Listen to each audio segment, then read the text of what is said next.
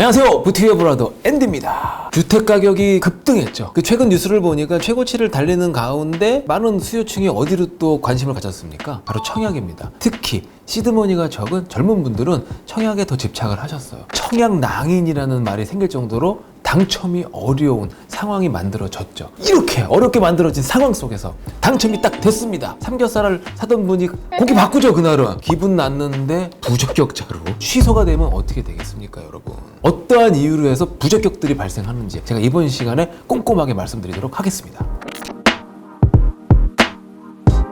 한국부동산원의 자료에 따르면 10.1~2% 정도가 청약에서 부적격 판정을 받는다고 합니다. 11만 건이 훌쩍 넘는 부적격 당첨자가 나온다는 거, 이건 말이 안 되는 거죠. 우리 청약할 때 다 온라인으로 하죠. 인터넷 시스템을 가지고 이용을 합니다. 왜 이렇게 그런 문제가 생기는가? 기입을 잘못하는 거죠. 착오가 많을 것 같아요. 가점제를 기준으로 했을 때에는 무주택 기간 만점이 32점입니다. 그리고 부양가족 수 만점이 35점이에요. 그리고 마지막에 청약통장 가입 기간이잖아요. 그거 만점이 17점입니다. 전부 했을 때 토탈 만점이 84점이에요. 요것도 있고요. 세대 주만 청약이 가능하면 세대 주에 표시를 해야 되는 거고, 세대 원도 가능하면 그때 세대 원이어도 상관없는 거거든요. 요런 것들에 대한 체크, 요런 것들을 잘하면 되는 거다. A급 입지는요, 67, 8점 이상이 돼야지 당첨 가능성이 생겨요. 그래도 60점 이상은 돼야 된다고 봐요. 서울에서는 청약 가점을 잘못 계산해서 이상이 된 거지. 됐는데 잘못 된 계산이라 커트라인 밑으로 떨어지면 부적격 판정을 받는 겁니다. 근데 참고로 이럴 수 있죠. 기입을 잘못했어. 근데 그 부분을 원래대로 정정을 했는데 커트라인보다 위야. 그래도 떨어지나요? 아닙니다. 정정 이후에 커트라인을 넘는다면 효력이 유지가 됩니다. 정말 다행이죠, 그거는.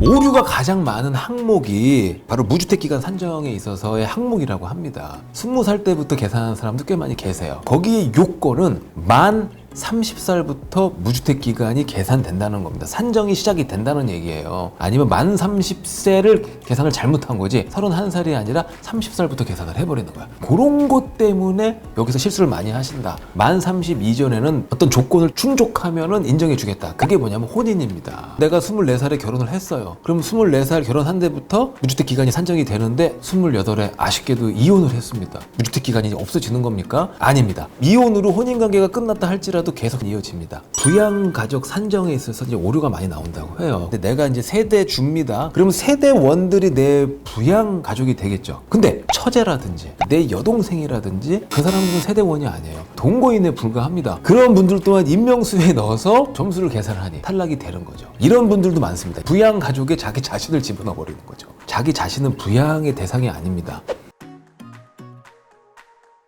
부양가족으로 할 때 어머니 아버지가 있잖아요. 그럼 어머니 아버지 같은 경우에 이제 무조건 되는 게 아니라 같은 그 주소지에 전입신고를 3년 이상 같이 하고 계셔야 돼요. 그리고 청약 당사자랑 관계에서 손주, 손자, 손녀는 부양가족이 사실은 될 수가 없습니다. 될 수가 없는데 이 손자, 손녀의 부모님 있잖아요. 어머니 아버지가 모두 돌아가셨다. 그 경우에 한해서는 부양가족이 됩니다. 그리고 한 가지 더 말씀드릴게요. 배우자 같은 경우에는 분리세대로 따로 떨어져 살아도 부양가족에 포함됩니다. 그러니까 그런 것도 잊지 마세요. 조정대상 지역, 투기과열지역, 투기지역 있잖아요. 그런 데는 세대주만 청약을 넣어야 되는데 세대주인지 세대원인지 그 기준은 입주자 모집 공고일 당시에 세대주면 되는 거예요. 공고일 때 세대원이었는데 공고일 지나서 세대주로 바꾸고 들어가면 될까? 아닙니다. 실수를 하시면 안 돼요.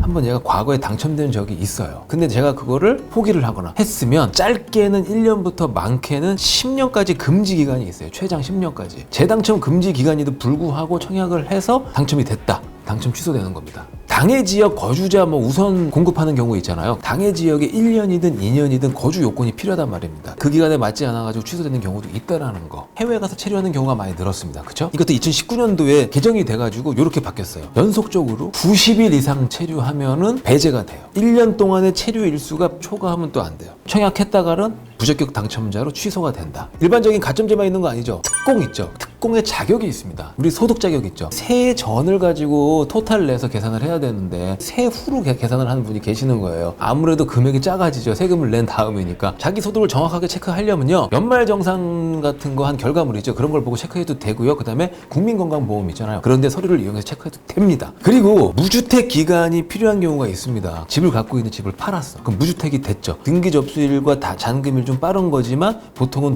둘이 같이 한다. 잔금 날을 기준으로 해서 시점을 계산하시면 되시겠다. 자, 그럼 부적격 처리가 됐다고 제가 딱 가정을 하겠습니다. 언제까지 내가 재청약을 못하느냐? 3개월 뒤에 가능한 거는 어디냐면 청약 위축 지역입니다. 6개월 뒤부터 가능한 거는 수도권 이외의 지역에선 가능합니다. 1년짜리는 수도권과 투기과열지구, 청약과열지구, 수도권 외의 지역에서도 투기과열지구라든지 청약과열지구가 있단 말이죠. 그 지역에 대한 분석을 하시고 판단을 하셔야 될 것 같습니다.